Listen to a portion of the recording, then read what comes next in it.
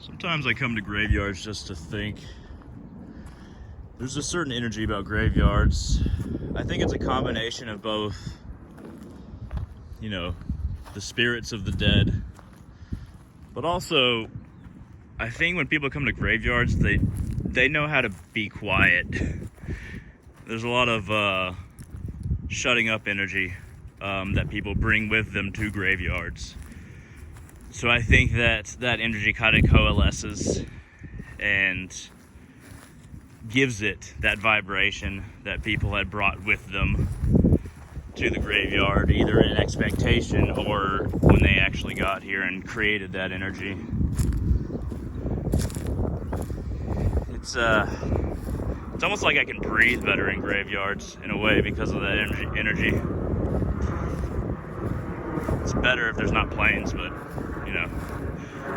beggars can't be choosers. This one's close by.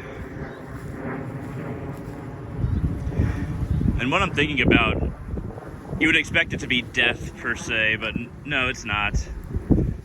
It can be thinking about anything, life in general.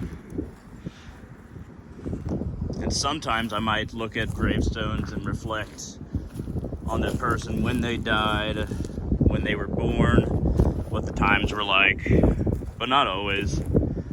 Sometimes it's just thinking about the point of life.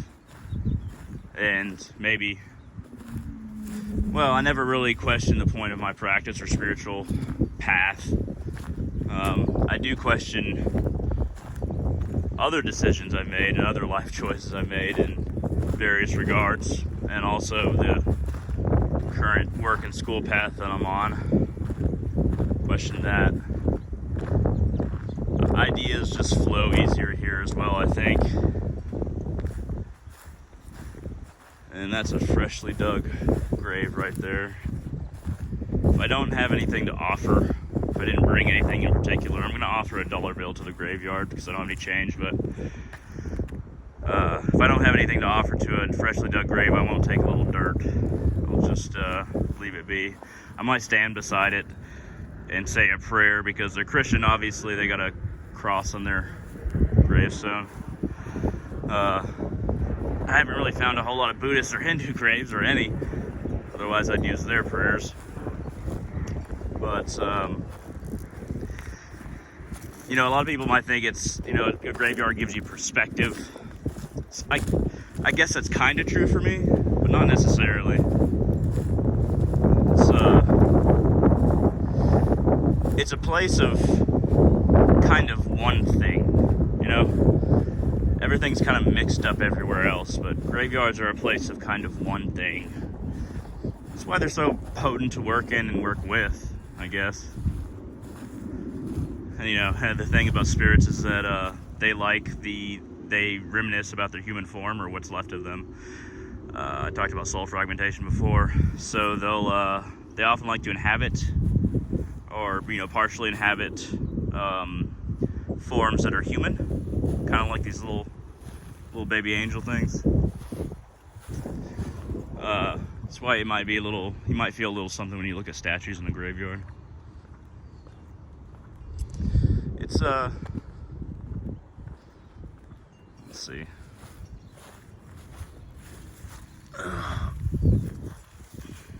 Where did you go in? There we are. The wind's probably gonna blow it down again anyway, but for now it's good. Alright.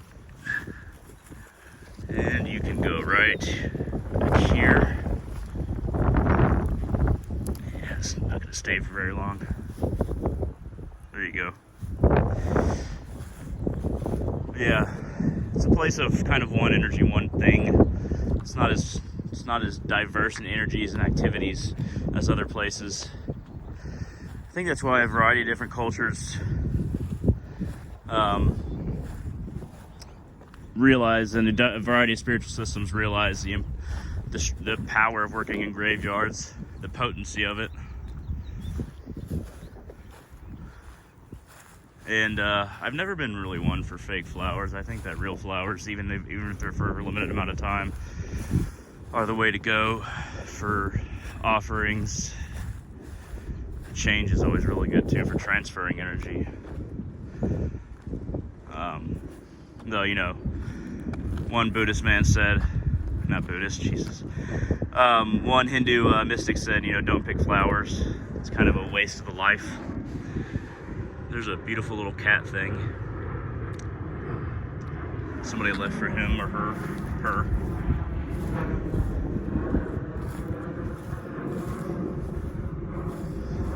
I think that in a more, I wouldn't say a perfect world, but in a more, let's say, spiritually awakened world, I could just have a job making offerings and performing rituals for the dead.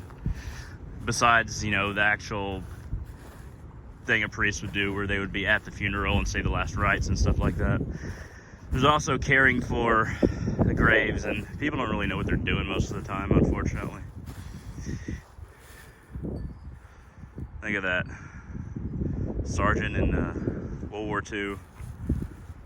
Came all the way back here to North Texas. See a lot of veteran graves. It almost feels unproportional to population, but maybe not. Just seem to see a lot of them in the graveyards. Less likely to get cremated, maybe? I'm not sure. It's always good to carry a trash bag with you too and just pick up trash. Not necessarily like flags like that. You might want to just try to ride them or just leave them where they are. But yeah, I mean, I guess I'll sit down and have a think for a minute. Y'all remember that scene from Rocky when the God, I can't remember the coach's name, the old boxing coach, but he said something like, you know, sometimes, kid, I look around, I'm like, you know, what am I still doing here? What am I sticking around here for? And then when I see you, kid, then he says, you give me a reason to live, basically. I think we all have to, in order to live, I mean, not just to not kill ourselves, but in order to really live, I guess we really have to have a reason. I didn't really want to live until I found a reason. It's my path. So nobody could just give it to me. Because I wasn't one of the ones that was just satisfied with being given a religion, even though my parents never raised me with anything. But even everybody around me, there's so many people that just seem satisfied with being given their beliefs, and I just never... Even if my beliefs that I have now were given to me, I might have accepted them, but I was just never that kind of person, to be honest. I don't know if that's better or worse than, you know, than what you should be. It's just kind of how I am. But, you know, there are times when I'm just like, what am I doing here? What am I doing sticking around this place? I have those moments. I have those times. Fairly often. What am I doing around here? I don't mean in a graveyard. I mean in general, like in the world. What am I doing here? I do have a grander mission that I believe in, and it gives me hope that I can kind of work towards, but I still have those moments where I'm like, shit, I mean, why am I even here?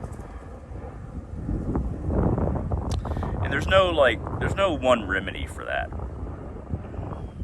And I'm not sure if it's good or bad. It's just one of those things that just is, and you have those feelings.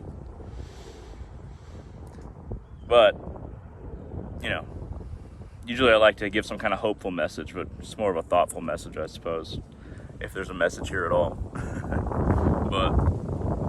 but yeah, it's, and you know, when you have those, when you're in that thoughtful mindset, you can either get depressed. I get depressed sometimes, in that way, or you can let it guide you to think, guide you to find what's worth living for, what's right in the world, what's wrong in the world. Everybody has an idea of what the world should be like,